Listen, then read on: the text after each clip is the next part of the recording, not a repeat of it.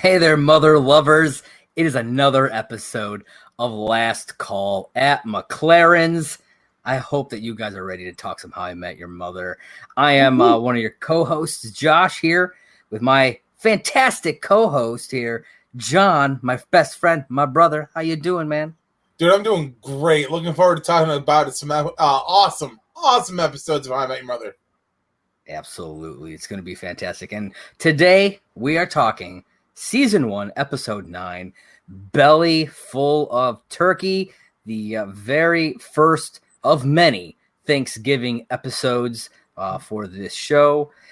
This episode aired November 21st, 2005, directed by Pamela Fryman, and brought back to the writing room. We got Phil Lord and Chris Miller. Love those guys. Clone high. I need some more. You know it. So the summary for this episode: Lily and Marshall head to Minnesota to spend the holiday with his family. Robin and Ted want to volunteer at a soup kitchen and are surprised to learn that Barney works there year-round. All right, so I had a few side notes for this episode. Like I said, it's the first of many Thanksgiving episodes, and it's the only one where the gang is not seen celebrating together. That is a true statement. We also learn in this episode that Robin is Canadian. Did not know that prior to this. We meet Marshall's family for the first time, obviously, and we learn about the lusty leopard for the first time. Yeah, a lot of firsts, John. A lot of firsts. Are you excited? That's fair. I'm like sitting here thinking about it in my head, and I'm like, wow, no, you're right, man. We learn a lot in this episode. Yeah, no, we definitely do. And I'm excited to talk about a lot of it. So we first get future Ted. He tells his kids the story of Thanksgiving 2005. We're in the apartment.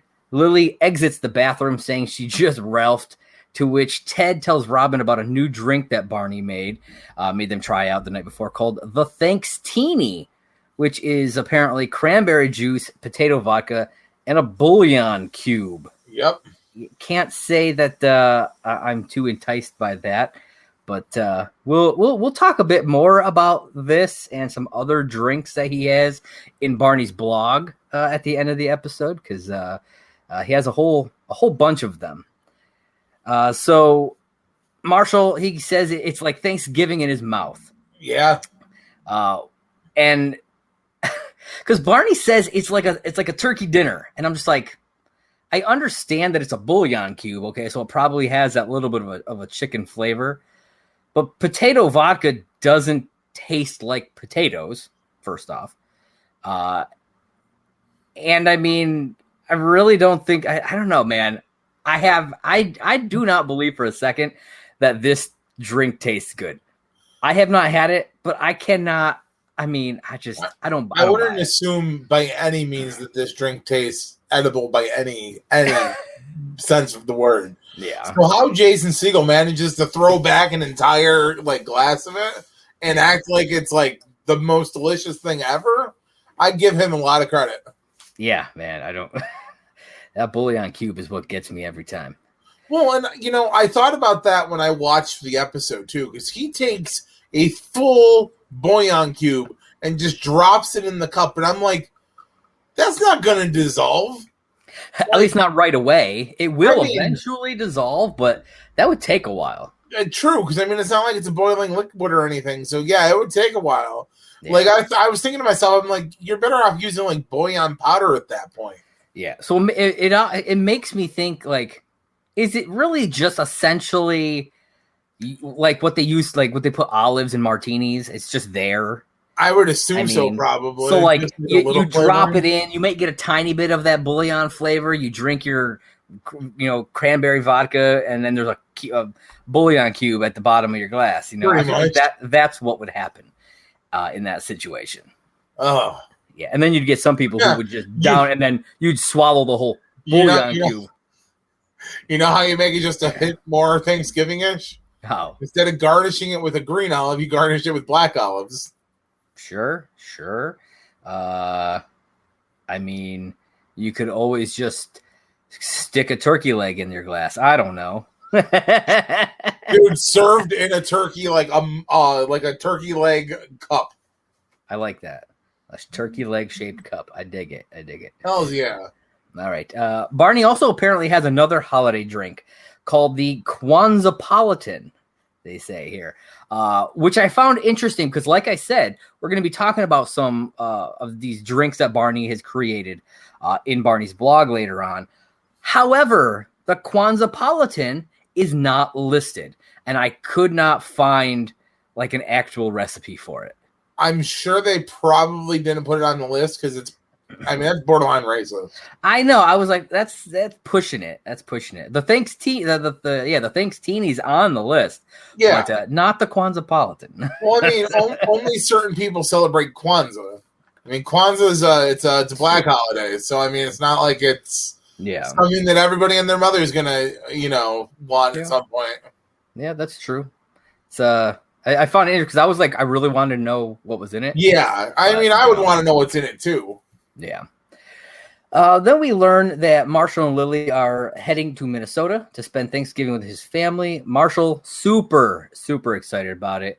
So much so that he forgets, he realizes that he forgot to pack underwear. However, Lily, not so excited. I love the scene where she's like, yeah, no. Because I've totally done that before. Have you ever forgotten to pack underwear? Because I mean, that's an important thing. Actually, yes, I have. 100% I've done that. Ted and Robin discuss their plans for Thanksgiving. Ted is staying in New York because he has to work. And Robin reminds Ted and us, the audience, because we didn't know this at the time, that she's Canadian and that they celebrate it in October, for which Ted proceeds to mock her about. And then Robin just smacks him down with some like truth bombs about the shittiness of our own country. I mean, our healthcare system and everything else. And it's like, oh damn, like they went there. Oh yeah, yeah. and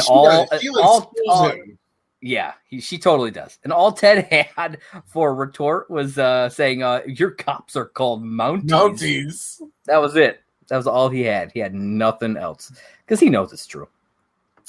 We learn that Barney has told him that he'll be spending his Thanksgiving at a strip club, though we later on find out that's not true. Ted decides to volunteer at a homeless shelter to serve food. Marshall bursts out of the bedroom, still looking for his underwear, which, thanks to Lily, he realizes is already in his bag, and they leave. Then we enter the Erickson house. Everyone in that house is huge. Yep. Even the women, because Jason Segel is like 6'3", 6'4", right? The actors who play his brothers are taller than him. Oh, yeah. His sister-in-laws are like his height. Like they're like easily 6 feet plus, both of them. Plus, so is his mom. Yes.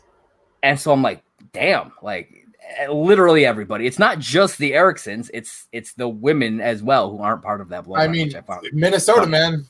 It's true. What I also found interesting, I'm pretty sure we never see the sister-in-laws again. Because they probably fucking killed themselves. See? Right there. We got a nice early one for you, folks. I mean, like, seriously, they do reference at least one of the brothers went through a divorce, and he ends up in like Hawaii working a surf shop. Yeah, it's Marcus, I believe. He gets. I'm pretty sure you're right. He leaves his wife and his like 2 kids. Yeah, but like, I was like, I'm pretty sure because like we see the brothers multiple times. But I'm like, we never see those 2 girls ever again. Nope, never again. So the guys, they head outside to play a game called Basque Ice Ball. Not Ice Get Ball, John. Basque Ice Ball. I mean, Ice Get Ball Lily has a really good point. The Ice Get Ball is just a little bit easier. Yeah, it flows better. It does. Like absolutely. But, Basque Ice Ball. Yeah, Basque Ice Ball. Lily tries to get in on it, saying that Marshall's brother Marcus throws like a girl, and then he just chucks the basketball right into Lily's head, and she just goes flying. I mean, in all fairness, it's chest level for everybody else. It's true. Okay, so I don't know if you noticed this or not. It was at this point that I was like, wait a minute. And I had to pause the episode. And I realized all of the men in Marshall's family, their names start with Mar, M-A-R. You have his dad, who is Marvin Sr. Yeah. You have his two brothers, Marvin Jr. and Marcus. And you have him, Marshall. Wow, I did not realize Marshall goes on to have a son, names him Marvin. After his dad. Marcus has two kids. Eventually, I don't think he doesn't have them at the moment, but Marcus Jr. and Martin. Oh shit! And Marvin Jr. has a son, which we see in this episode, also named Martin. Oh, yeah. So I thought that was rather interesting. I went on a little rabbit hole, like looking up. I can tell. Their kids and stuff like that. Yeah, you're doing some fucking research. But they really decided to go on a set path with this family for their name. Hopefully you people listening to this episode, or you realize what Josh is giving you at this point. Like, he is doing the research to make this podcast like fulfilling. And speaking of fulfilling, let's get back to the episode. That's right. So Ted and Robin show up at the shelter, and they find Barney volunteering there. They learn that funny. Yeah, it is funny. He has a completely different attitude when he's there. You know, he's not the same Barney that we're used to. No. There are some hints of Barney in there when he's doing stuff. Like at one point, I mean, I'm pretty sure I mention it later, but I'll say it now, where he says, it's giving him a soul boner. Yeah. Stuff like that, where it's like, yeah, that's Barney right there, but he's definitely toning it down. They learn that he's there every Sunday and is a highly respected person there, and is considered like one of the best volunteers. Yeah, like he's even got his own plaque on the wall. Yeah. Ted and Barney are told to go home as they have too much help. You mean Ted and Robin? Oh, I said Barney, didn't I? Yes, Ted and Robin are told to go home, and Barney vouches for them so that they get the chance to stay because they really want to help. They do. They don't do anything like this any other time of the year, but they feel the need to help. Back in Minnesota, Judy gives Lily a Mrs. Erickson apron that Lily obviously not a fan of. I mean, it's kind of tacky. I'll be totally honest with you. It's very tacky.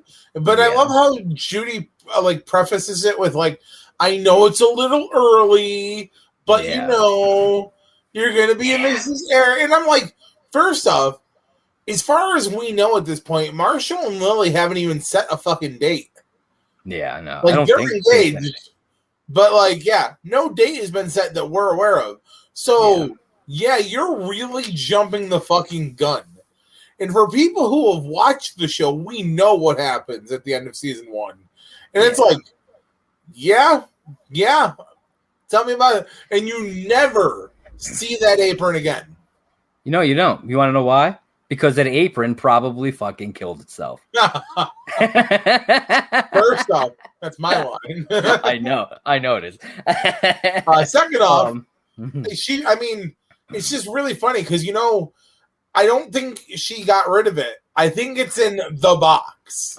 Oh yeah, I guarantee you she pulls that thing out anytime they come over. You know what I mean? I bet you it just pops out because we find out later on that she has kept a lot of random stuff like that. Yeah. That's why I referred to it as the box. It's the stuff that they don't want around the apartment any other time, but they'll put it out when they know Marvin and Judy are coming.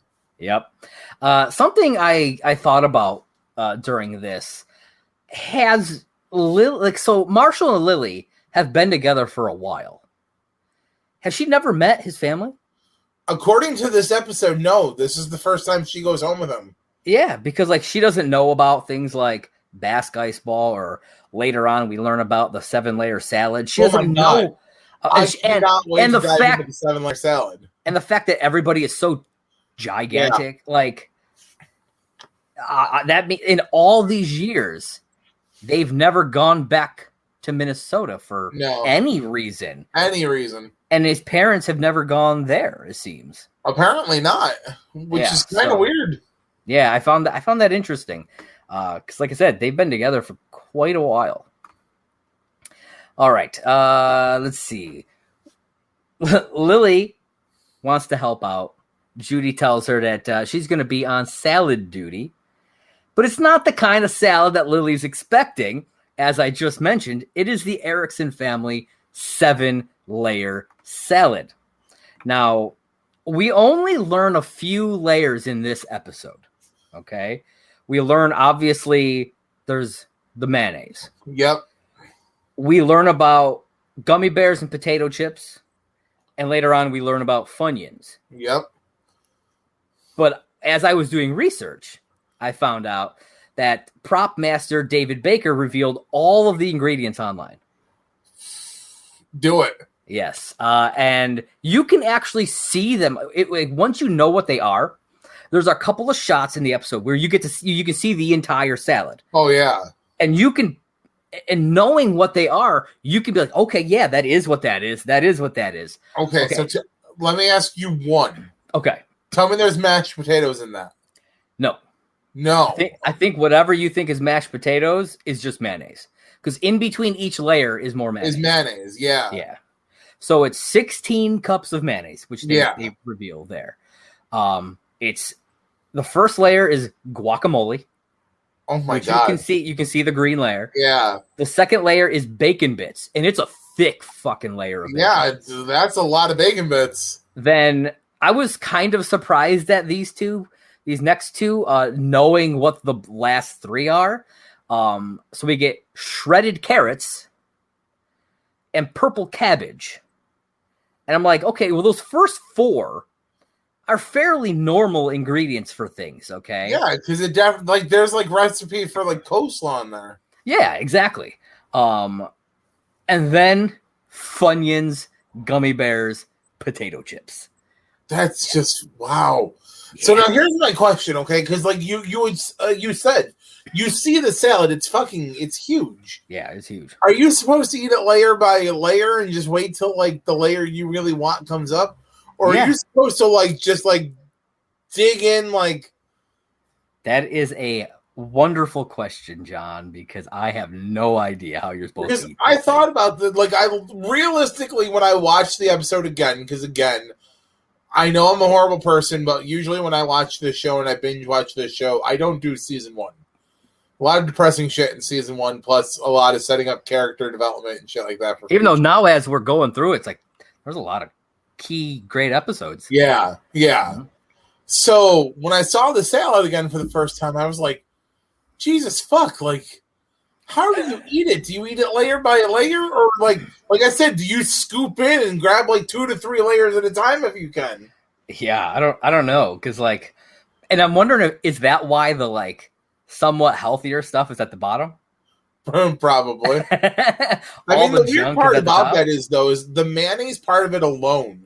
Because they don't use okay, for those of you who I don't know where you're from, there is a mayonnaise substitute called salad dressing, and it's like a Miracle Whip-ish. Yeah, the brand name is called Miracle Whip. Yeah. And it's like, I could probably do like that in there because it's at least tangy and not as thick and disgusting-ish.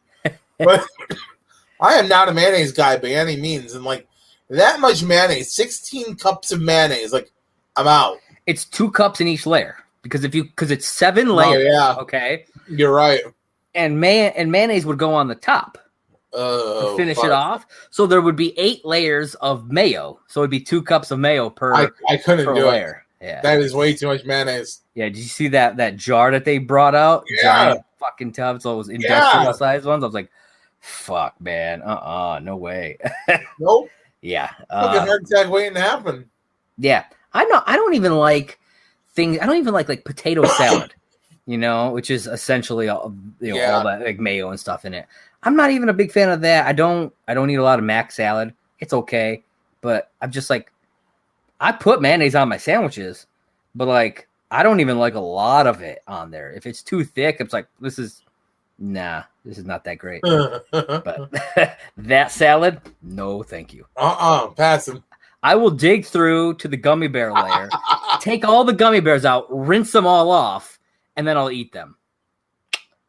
That's my tip for you guys. So yes, that is the Erickson family 7-layer salad. If you feel froggy and want to make your own version with these ingredients, feel free. Send us a pic. I would love to see it. Yes. And then tell us how it tastes.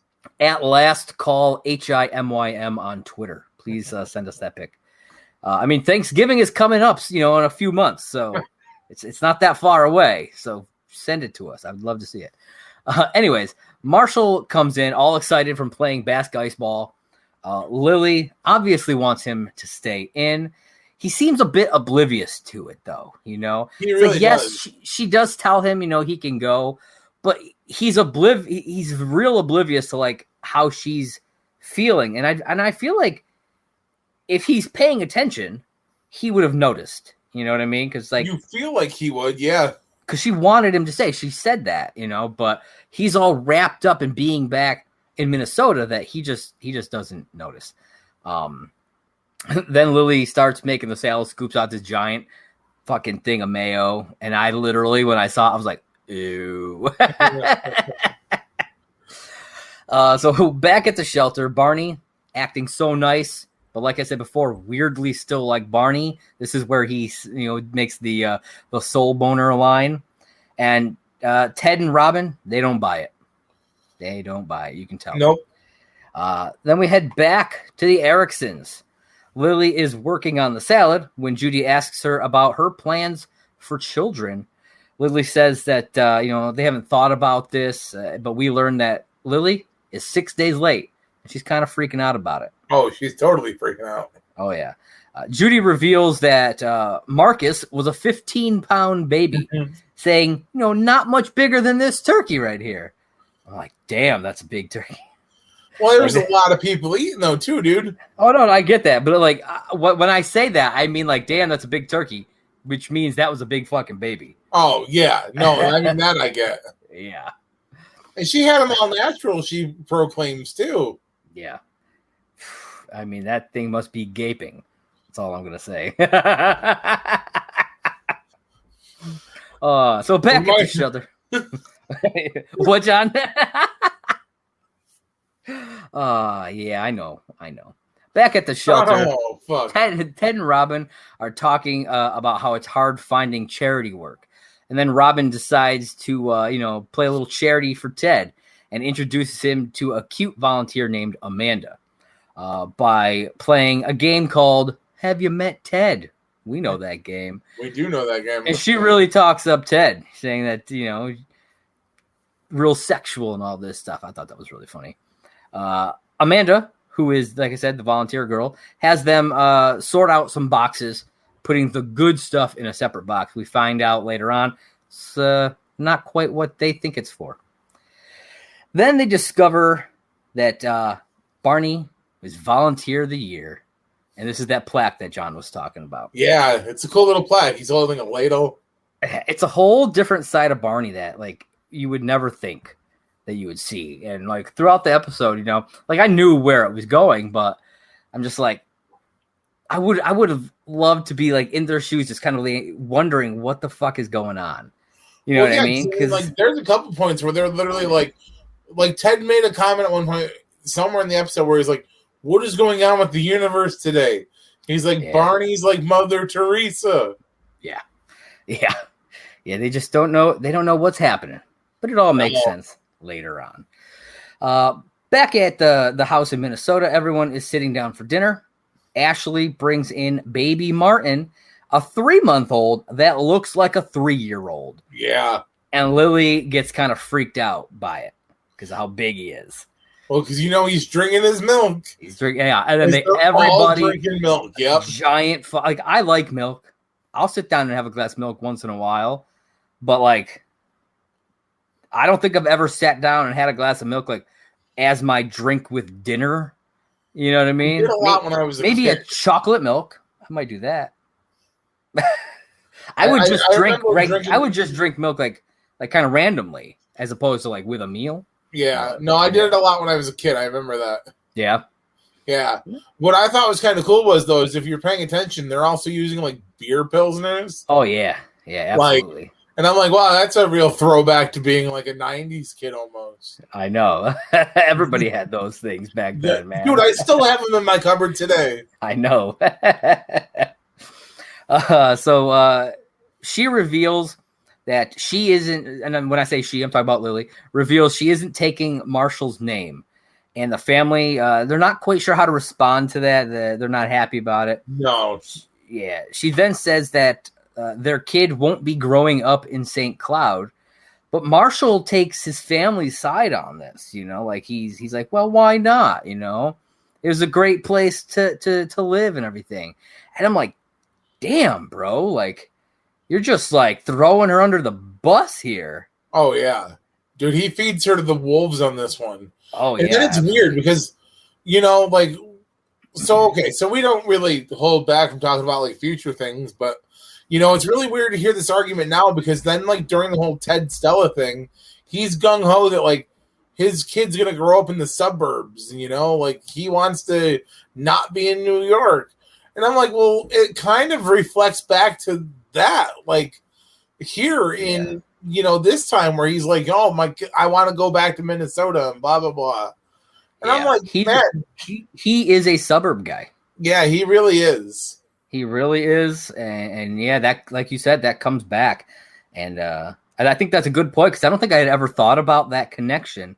All the times I've watched that episode when it comes back. It's really funny because like there's a lot of times throughout the show where people pick on Marshall because of how nice he is, because he's from Minnesota, and it's like I get it. Like, they really play up the Marshalls like the innocent one in the group where, like, he doesn't see bad in people and he's always in a good mood. And, like, there's the, oh, you were walking down the street and you're like, da-da-da-da-da-da-da, fixing a bike and shooting and break dancing.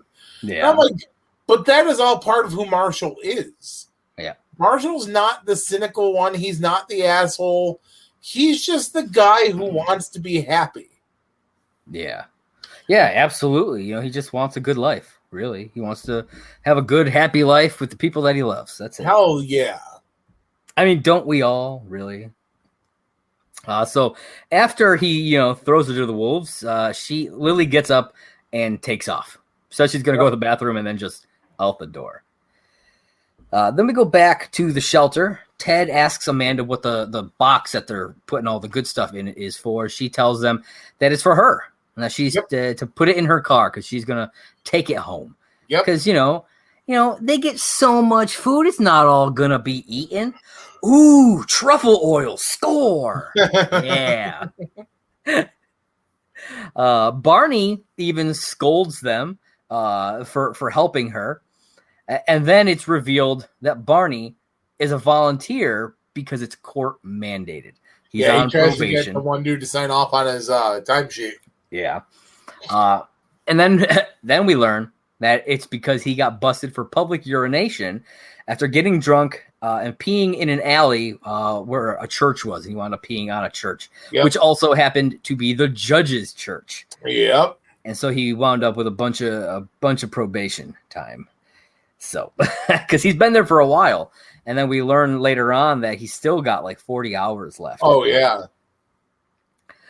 So Barney, sick of being judged by Ted and Robin, says, at least he's doing something good. And asks, what have you guys done? Ted stops and thinks about it. And then he grabs a bag of portobello mushrooms and goes and tells on Amanda. But the like manager guy there, his name is Kendall, he is also in on it and says that he had called dibs on the portobello mushrooms. So what does Ted do? He takes those mushrooms, runs into the dining area, and just starts tossing them out to people. Tossing to people. Just full on big ass portobello mushrooms just flying around the room. Which I thought was pretty funny. These are really expensive. Whoosh, whoosh. So back in Minnesota, Lily is at a convenience store buying a pregnancy test, and she gets kind of snippy with the cashier there because she's, freaked out. She's angry. She's scared, kind of all rolled up into one. She's ready to burst. And she just unleashes on this dude everything that she's been feeling. And when she asks if there's a bathroom, he says no, and that he just holds it, which I thought was like, pretty sure that's illegal. Pretty sure there has to be a bathroom. But hey, maybe there is, and he just didn't want her to use it. You know, I've done that before. Just saying. I'm sure you have. Oh yeah. And so we go back to the shelter. Ted and Robin are outside, sitting on the curb because they have been fired from volunteering. I wonder why. Yeah, which Ted is like, can you even get fired from volunteering? Apparently, the answer is yes. Then we learn so was Barney because he vouched for them, and so he was on the chopping block too. And this is where he reveals he only had 40 hours left, and now he'll have to serve it spearing trash on the side of the road. Sorry, guy. Maybe you shouldn't get drunk and pee on a church. Maybe. It is what it is. Ted feels bad and asks what he can do to make it up to him. And Barney has an idea. Thanksgiving at the Lusty Leopard. At the Lusty Leopard, yep. Yeah, buddy. They get there. Robin and Barney are eating. Barney's got like a turkey leg. Robin, I don't know, she's just eating something off a plate, and she agreed to him. She's like, the food is surprisingly good. And I think this comes up at another point. I was when I was doing some of the research, I happened to glance and see there's another episode where I think it's Marshall says like the same thing to Barney about some food place that Barney suggests, which I thought was interesting. And he says the same thing, that the food is surprisingly good. So apparently Barney has some fairly good food, options out there. I mean, if they would read his blog, I'm saying, man, read his damn blog. It's getting better. It is. Then back in Minnesota, we learned that Lily has been arrested for what? Public urination. That's right. As she was trying to take her pregnancy test, like in a back alley somewhere. Marshall goes to get her in jail. They have an argument about moving to St. Cloud. Then Marshall learns about the test, and everything in his mind changes. He's like, we can't teach our kid basketball. That's dangerous. It's pretty much just us wailing on each other, which I thought was really funny. But it turns out Lily was not pregnant. It was not quite her time yet. No bun in the oven. No bun in the oven. But I'm sure Marshall was ready to put a roll in there. What? At the strip club, Robin tries to convince Ted that he's a good guy. Ted says, his firm is designing an executive lounge for a tobacco company, saying that in the fight against cancer, he's working on the side of cancer. So he's really getting down on himself here. So then Barney comes over with a homeless guy, tells Ted that if he wants to do something good, he should buy this man a lap dance. He begrudgingly agrees, and the episode wraps with shots of everyone just enjoying their Thanksgiving. Then while Ted is at the buffet, it's like the last scene of the episode, a stripper approaches him, introduces herself as Amber, but then says that her real name is Tracy. They shake hands, and the future Ted says, and that, kids, is the true story of how I met your mother. We flash to the kids yelling, what? And future Ted says that he's just joking. And we fade to black and go to the credits, which I think this is really a funny foreshadowing, because she says her name is Tracy. Yep. And then he says, that's how I met your mother, which if you've never seen any of the rest of the show, just looking at that scene, you'd have to be like, okay, I have to assume then Tracy is their mother's real name. Because why would the kids believe it then? Yeah. And we do find out that, in fact, Tracy is the mother's actual name, which I thought was interesting. I'm curious if they had always planned to call her Tracy, or if they did it in this episode and then they were like, well, I guess we got to stick with that, or I guess we should. Maybe both. So because I know that like fairly early on they knew how they wanted it to end. Yeah, they knew how they wanted the show to end. So I wouldn't be shocked if they had her name already picked out. I would not be shocked if they knew that it was going to be a T name no matter what, so that her and Ted would have the same initials. Yeah, you know what I mean. So I really do believe that they probably had that planned out, but because it's something that once you've watched the show and you go back and rewatch it, you see a lot of things that kind of foreshadow what's coming.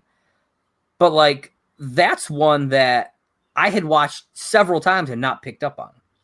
You know what I mean? Yeah. A lot of rewatches, and I missed that little tidbit, and then I think you pointed it out to me, and I was like, we were talking about it off the air, and I was like, oh my God, her name is Tracy. Yeah, and then going and watching it here, I was like, oh shit, yeah, her name is Tracy.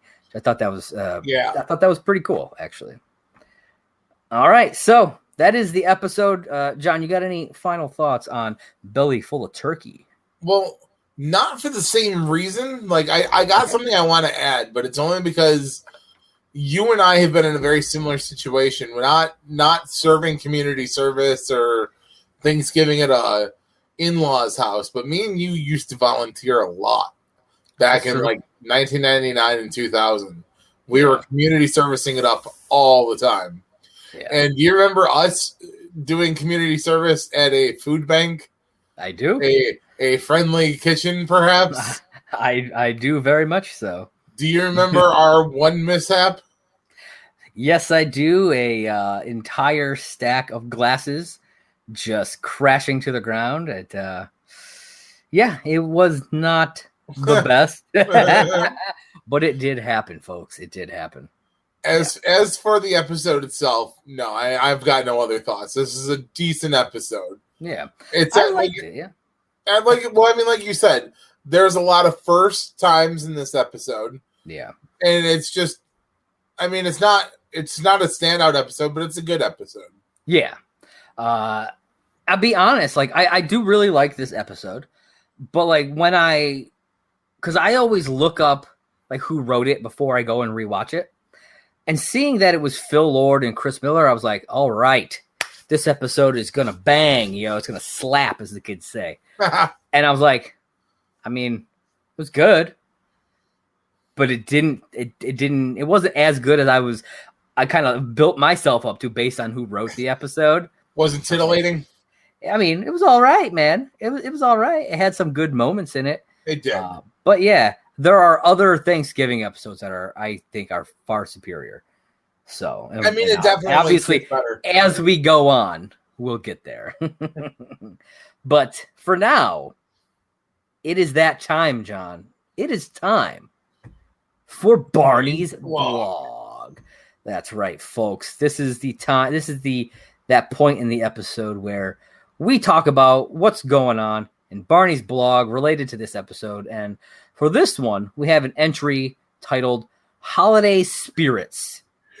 It was posted Tuesday, November 22nd, 2005 at 5:49 p.m.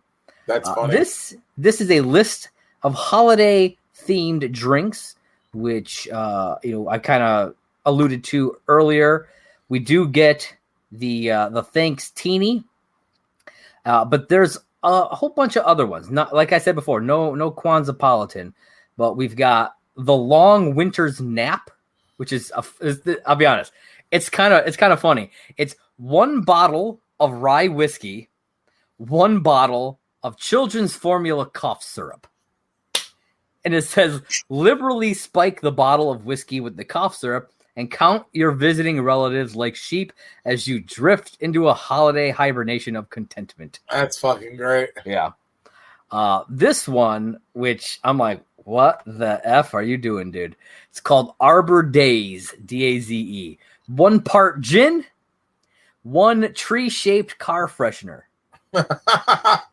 It says, salute our tall wooden friends on the last April Friday with a classy tumbler filled to the brim with dry gin and stirred with your choice of car fresheners. I recommend grabbing an assortment at your local car wash and trying out several shades, though I find the vanilla aroma and new car the most tree-licious. Like, wow. Like, really, Barney? Like, somebody's going to try one of these. like that one and probably get sick off of it. Like that's Probably. Ooh. Then we got the Christmas ham. Yeah. Ooh, ham. Let me guess. It's got something to do with bacon in it. Ooh, look at you. Very good. It is 1 part bourbon, 1 tablespoon of brown sugar, and 1 jar of bacon bits. Okay. Jar.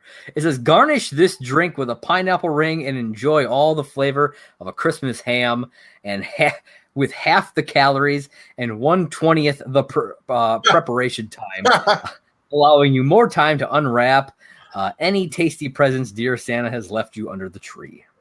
Damn.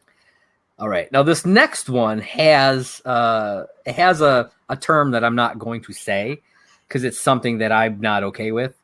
But you'll understand it when I say it. It's the Ramadan and Coke. It is 1 part rum, 2 parts cola, and then in parentheses it says or pop if you're the R word. Oh man. Yeah, I'm like, ooh, that did not age well at all. No, not at all. Like, okay, God guys. damn. Yeah. So, and sorry, those are both wrong. It should be soda. No. Just saying. We'll have this discussion another time. Anyways, the last one here is Independence Day juice. It's 1 part cinnamon schnapps, 1 part milk, 1 part curacao, I think that's how you pronounce it, and 1 package of sparklers. Shoot this spangled shot and avoid taking shop at the next 4th of July barbecue. No, place sparklers outside rim of shot glass. So, I mean, damn. Yeah. So, I mean, I don't know. I understand that there are some alcoholic beverages that use milk. Yep. Like a White Russian, like a mudslide. I don't know, man. I mean, as the resident person on this show who used to drink a lot of White Russians, I mean, what is your opinion on milk in various types of drinks? I mean, I love White Russians, so I mean, yeah. So would you be willing to try this one? Do you like cinnamon schnapps? I mean, first time for everything. And the curacao, like the only one that I know of is the blue one. So I'm assuming which is what it is. Well, it's got to be because you said it's a 4th of July drink. Yeah, I guess that would. Yeah. So I don't know what the actual flavor of it is, to be totally honest with you. I'm assuming it's not going to be very good. But is that something you'd be willing to try? I'm curious. I'd give it a shot. All right, sweet.